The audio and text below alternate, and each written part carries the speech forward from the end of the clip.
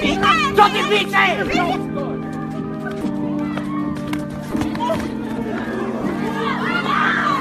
right, we're here. You find yourself in a situation where you have to defend yourself and the person's coming forward and you see a lot of guys going back in a straight line, and what ends up happening, they get caught, right?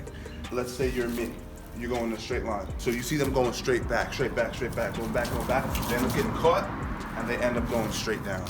It's a surefire way to get knocked out. The reason is, whenever you're going backwards in a straight line, whether it's in a street fight, self-defense scenario, in a mixed martial arts fight, in a boxing match, you name it, you're finding that most of your center of gravity is starting to shift over your heels. And whenever that's the case, you're halfway home to being knocked down. Couple that with the invariable detail that most times when you're going back in a straight line, what happens to your chin? Very few people are circling back with their chin tucked, right? Most people are doing this. So your head and your hips are over your heels, plus you're getting caught in the chin. It's a recipe for disaster. That's why you're getting knocked out. That's why you see people getting knocked out online all the time. So today, I'm gonna show you a little detail that's gonna help you circumvent the onslaught of a forward offender, someone who's coming forward. So let's say I have someone who's coming at me and they want to do damage. The rule of thumb I always want you to follow is a two-step law. So I'm gonna find myself going backwards, but never more than 2 steps. Simple. You're gonna wrap your head around this easily. If she's coming forward, I'm never gonna go back more than 2 strides. As soon as I go back 2 strides, I'm always gonna choose a side. This is gonna give me an unfair advantage. So again, you're back, she comes forward, 1, a little slower, come forward, 1, 2. As soon as I hit that second step back, I'm gonna create what we call a lateral angle. It's simple, it's a convoluted way of saying step the fuck to the side, get your body to the side. So I took 2 steps back, I step to the side.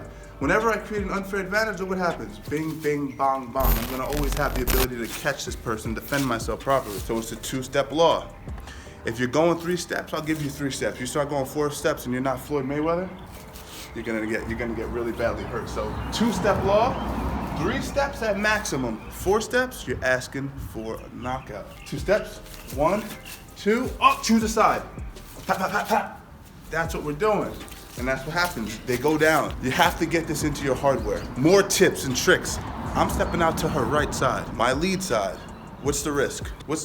Ask yourself that. You're at home, what's the risk? If I'm stepping towards her power side, there's always a chance if my lead hand is low that she'll be able to land a right hand right through my guard. And that's horrible, right? That's a worst case scenario sort of thing. So look what I do. If I'm gonna step to her power side, my lead side, my left side, I'm always gonna make sure that my lead hand is high and my shoulder is up. You don't have to be Rocky Balboa to master this. You don't have to be Vladimir Klitschko, right? You just have to know how to hold your hands in a proper position. So even if, hypothetically, I took my 2 steps back and I want to hit my lateral step, she throws the right hand, I could pick it off with my forearm. That's the key, all right? Again, you don't have to be a professional fighter, an amateur fighter even, to develop these skills to save yourself in a street fight scenario. I don't want to see anyone getting knocked out. I'm tired of seeing this. And you're seeing kids go backwards and the chin's getting touched or going down. This is what we don't want. We never want to see that. So again, 2 steps.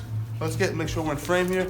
2 steps, 1, 2, she throws her right hand, I pick it off with my forearm, and look what happens. If you want to chamber kicks, if you want to throw hard shots, it's all gonna be there. You're gonna be able to do a tremendous amount of damage in a short period of time. The same thing can be done, switch sides, if I want to step towards her lead side, her weak side. If she were to come forward, I use my 2-step law, 1, 2, but watch now how I take a long step with my back leg. My right hand's up, I take a long step, and I cut an angle, right? And then from here, it's a free-for-all. It's a free-for-all from there. You can also shuffle, but today we're just talking about simple steps, side steps to create lateral advantage. 2 steps going back, lateral step. Let's go a little bit deeper. What does this mean when I tell them 2 steps? 2 steps can be these steps, right? Look, 2 steps can be this, right? Take 2 long steps. Long steps, invade my space. Now what?